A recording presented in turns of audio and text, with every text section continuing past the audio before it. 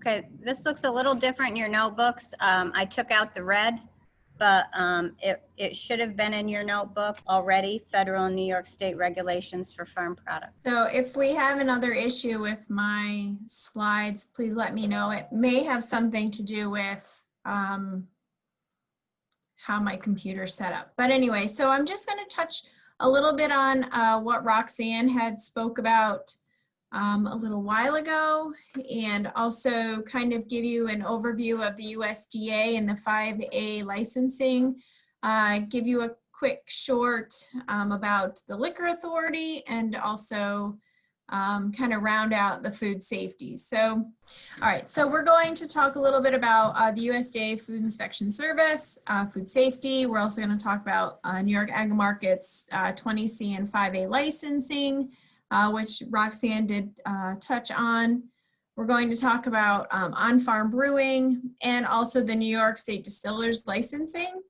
We're just going to talk briefly about this. I'm going to show you where you can find more information on all these different topics as well. So first, for the USDA Food Safety Inspection Service, you have to go through, for federal inspection, you need to apply for this. This is a form called FSIS 5200-2. And this is your initial food inspection service application. And what will end up happening is you'll be assigned an inspector that will come and work with you. You need to submit your HACCP plan, and HACCP is the Hazard Analysis Critical Control Point Plan. Some folks will try to do this on their own.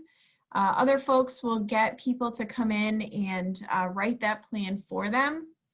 Within that plan, you're also going to have the sanitization SOPs, so that's your standard operating procedures, and also a site plant inspection. Site and plant inspection is really important to work with the inspector that is assigned to you, because every inspector, although they have a blueprint of things that they need to do, some may be more critical and others maybe not. So it is always important to work with your inspector for them to come in and really work with you and figure out what you need to do in order to pass inspection. I had a farm that they did an on-site poultry inspection, and what they wanted to do was take their chickens that they were raising on the farm, and they wanted to slaughter them on site and then use them in a product that they were producing. It was like a pot pie type product.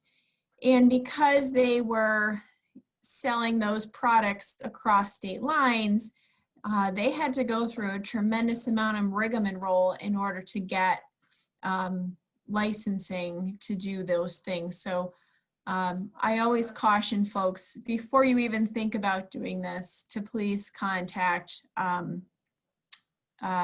USDA and federal inspection and get with an inspector to try to walk you through a lot of this.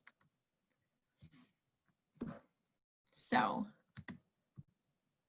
next, the thing that you would need to do is, once you start the process, you actually have to have a label for everything, and this is called the Food Inspection Safety Service 7234-1. And basically, if you are putting raw chicken in the box, it needs to say raw chicken. If it's beef, or if it's lamb or anything like that. Basically, it's certifying that all the labels are truthful and they're not misleading. It includes all forms of product identification, any claims, the weight, species ID, the nutrition, and anything related to meat, poultry, and egg products.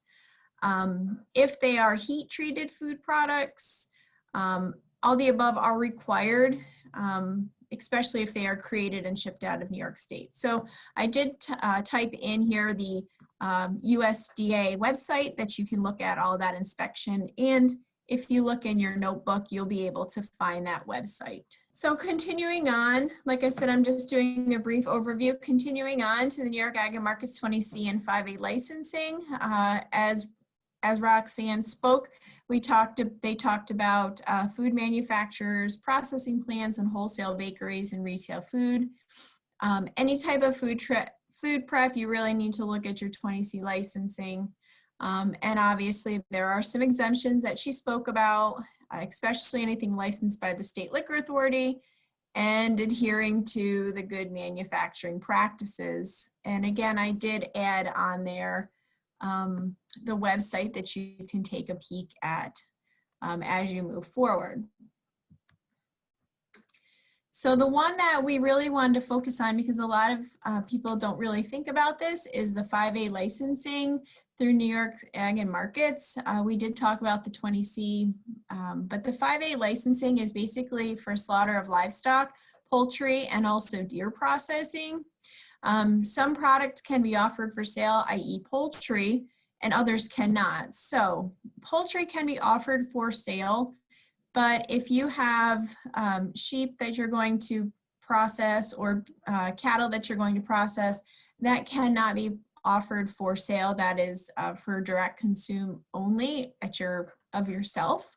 But it can't be sold in packages for retail sale either. So a lot of folks, especially now with COVID, they've been trying to skirt this, but it's really important that we look at this and make sure that anything that is processed, whether it's beef, pork, lamb, goat, which is chevron, if that is for human consumption other than yourself, so i.e. for retail sale, that all has to have the USDA stamp on it. The only way that it doesn't need to have the USDA stamp is if you actually purchase that animal live and then have it processed for your own consumption. But you can't sell that product. And that is a really big deal. So the next type of licensing that we're going to quickly touch on is farm brewing. And that's the 51A licensing.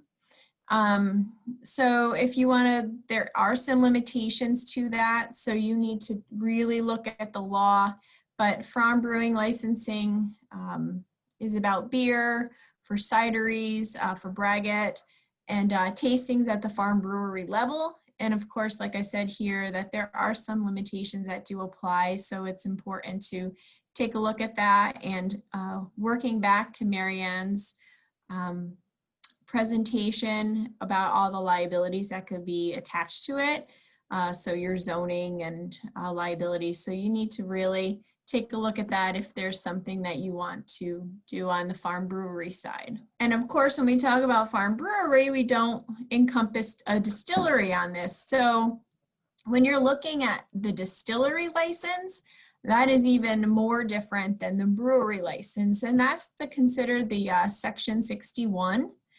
And that is making spirits on the farm level. So I know that there are some folks that want to make spirits, not here, but I have talked to people, spirits from potatoes. So how are we going to handle that?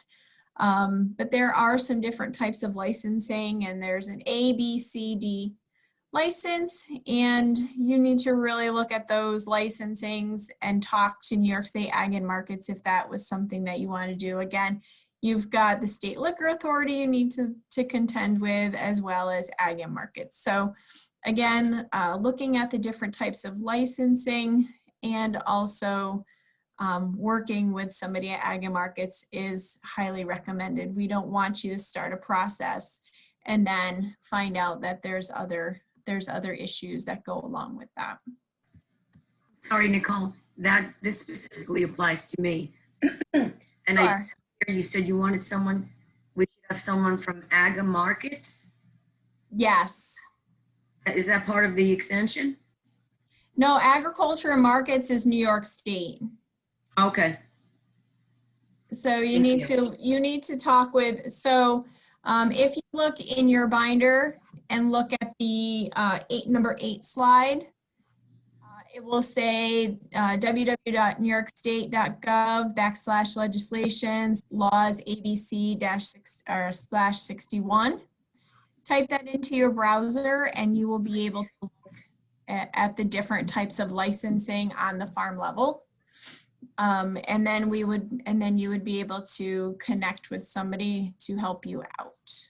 Thank you so much. You're welcome.